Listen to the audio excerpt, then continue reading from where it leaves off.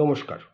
আরেকটি কোশ্চেন এসছে যে ইনজাংশন লোয়ার কোর্ট ক্যান্সেল করে দিয়েছে, শোকজ করেছে, নোটিশ সার্ভ করেছি, পুনরায় ইনজাংশন কবে পাওয়া যেতে পারে বা কিভাবে পাওয়া যেতে পারে। শুনুন, ad interim order of injunction যদি রিফিউজ হয়, ইনজাংশন দু রকম, একটা অ্যাড ইন্টারিম ইনজাংশন, একটা টেম্পোরারি ইনজাংশন। আগে অ্যাড ইন্টারিম ইনজাংশন সম্বন্ধে বলে নিই। অ্যাড ইন্টারিম ইনজাংশন হচ্ছে প্রথম স্টেজ, যেটা আপনি ইনজাংশন প্রেয়ার করলে কোর্টের কাছে যে additional to the injunction order, ad interim order of injunction, মানে আপনার ইমিডিয়েট একটা ইনজাংশনের দরকার, এক্সট্রিম আর্জেন্সি আছে। ইনজাংশন না পেলে আপনার মামলা হয়তো ক্ষতি হতে পারে, আপনাদের ক্ষতি হতে পারে, এবং এমন ক্ষতি হতে পারে যেটা অপূরণীয় ক্ষতি, যেটাকে আমরা ইরিপারেবল লস অ্যান্ড ইনজুরি বলে বোঝাই আর কি, বা বুঝি। এখানে তিনটে জিনিস অ্যাড ইন্টারিম ইনজাংশনের দরকার: prima facie case, prima facie thing, balance of convenience and inconvenience, and irreparable loss of injury. এইখানে দেখা যেতে পারে, এবং পজিশন, সবথেকে বড় জিনিস হচ্ছে পজিশন, আমরা পজিশনে আছি কি নেই, তার উপরে অ্যাড ইন্টারিম অর্ডার অফ ইনজাংশনটা নির্ভর করে।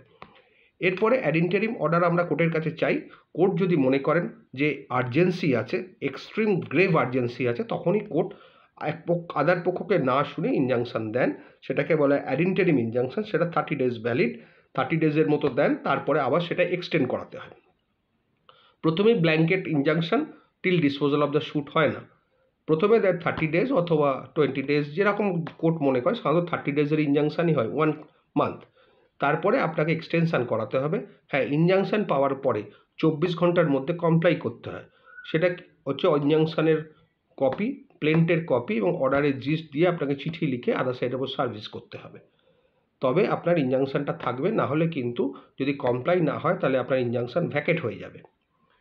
এটা হলো অ্যাড ইন্টারিম ইনজাংশন। এবার হচ্ছে ধরুন আদার সাইড অ্যাপিয়ার করলো, কন্টেস্ট হলো, সেইখানে আপনি যদি আবার ইনজাংশন পান, সেটাকে হচ্ছে temporary injunction till disposal of the suit. যতদিন মামলা চলবে ততদিনই ইনজাংশন থাকবে, সেটাকে বলা হয় টেম্পোরারি ইনজাংশন। আর মামলায় জেতার পরে যে ইনজাংশনটা হয়, সেটাকে বলা হয় পার্মানেন্ট ইনজাংশন। এই তিনটে রকম ইনজাংশন আছে। আর একটা হচ্ছে ম্যান্ডেটরি ইনজাংশন, সেটা কোনো কিছু করানোর জন্যে, যে তুমি এই কাজটা করো, ম্যান্ডেট দেওয়া, সেটাকে বলা হয় ম্যান্ডেটরি ইনজাংশন। সেটা দুপক্ষকে না শুনে হয় না। তেমনি টেম্পোরারি ইনজাংশন দুপক্ষকে না শুনে হয় না।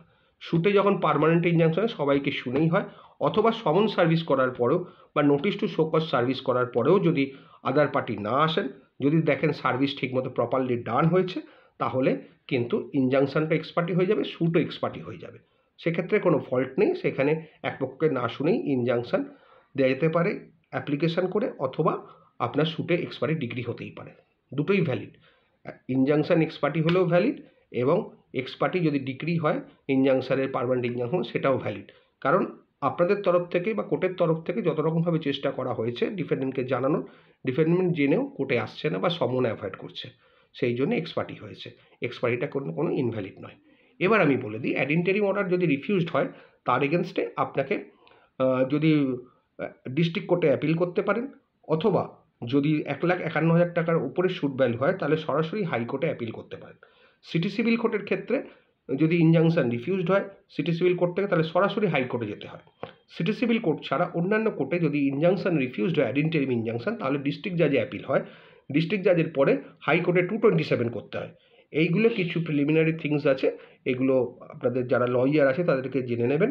তবে অ্যাড ইন্টারিম ইনজাংশন রিফিউজড হওয়ার সঙ্গে সঙ্গে কিন্তু যদি খুব আর্জেন্সি থাকে, আপনাদের হাইকোর্টে মুভ করাই উচিত, অথবা ডিস্ট্রিক্ট কোর্টে, এটা কিন্তু মাথায় রাখবেন। আর সেক্ষেত্রে আপনার ইনজাংশন পাওয়া যদি সত্যি করে আর্জেন্সি থাকে, ব্যালেন্স অফ কনভেনিয়েন্স ইনকনভেনিয়েন্স থাকে, প্রাইমা ফেসি কেস থাকে, আপনি পজিশনে আছেন, এই ক্ষেত্রে কিন্তু হাইকোর্টও সাধারণত ইনজাংশন দেয় অ্যাড ইন্টারিম ইনজাংশন। আশা করি বোঝাতে পারলাম।